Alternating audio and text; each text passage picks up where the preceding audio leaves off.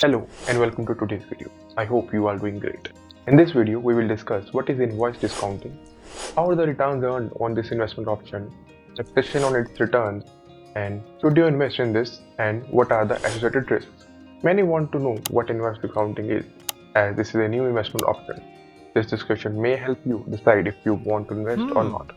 Let us see what invoice discounting is. This word has two words, invoice and discounting, and the critical word here is invoice. If so, the business issues the invoice to another business for the work done or service provided. It has two parties involved, which plays an essential part here. These parties' reputation and trustworthiness define whether the investment option is safe or not.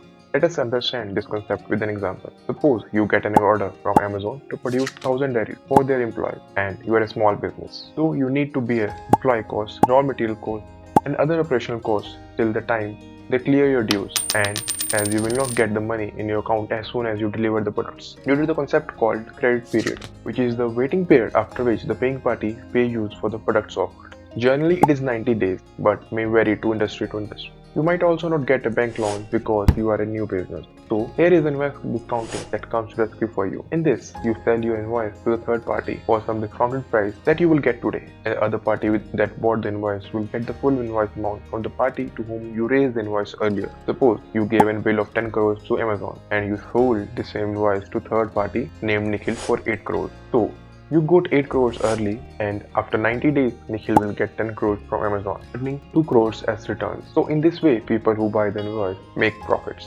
Earlier, these invoices were generally sold to high net worth individuals, HNIs, NRIs, or institutional investors who had sufficient surplus money to invest in these. But nowadays, many platforms are launched that help retail investors to invest in this with low capital, which can be even low as 50,000, and retail investors earn fixed returns on this. Some platforms are TradeCred, CredX, and there might be others also. I've been using TradeCred for the last 1.5 years. You can find the link to which in the description, though this video is not sponsored. So it has to be kept in mind with the trustworthiness of the two parties involved, and it is also essential to use a credible platform to invest. Let me show you one live example on TradeCred. You can see that the party to which the bill is raised is Umami, and the minimum amount you can invest is 1 lakh, on which you will earn 10.3% IRR. If we open the deal report, we can see the party which raised the invoice is GiftTab Ventures. It's important to study these parties before making any investment decision. Let's now see what tax implications are on returns earned. No tax benefit is available for the returns we get from the invoice discount. You have to report it as income from other sources, and it will be taxed as per your tax slab, which means suppose you are in 30% tax slab and you got 10,000 as returns in the financial year, then you will have to pay 3,000 taxes. Now let us see some pros of invoice discount. You get fixed returns as promised at the end of the investment term.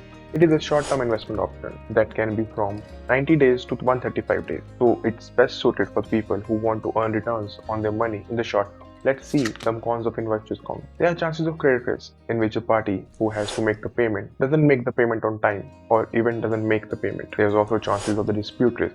It is possible party was not satisfied with the product or services provided and hence rejected the order. So it's also essential to check the reputation of the party providing the service. There is insolvency risk also there, such that the party making the payment goes bankrupt. So there is the risk of capital invested. So now you understand this asset is risky. So to wrap up our discussion, if you are such a person who wants a short-term investment option and have excess capital and is ready to take the risk, then this might be a good option to you. This is not an investment advice, but you should research before making any investment decision.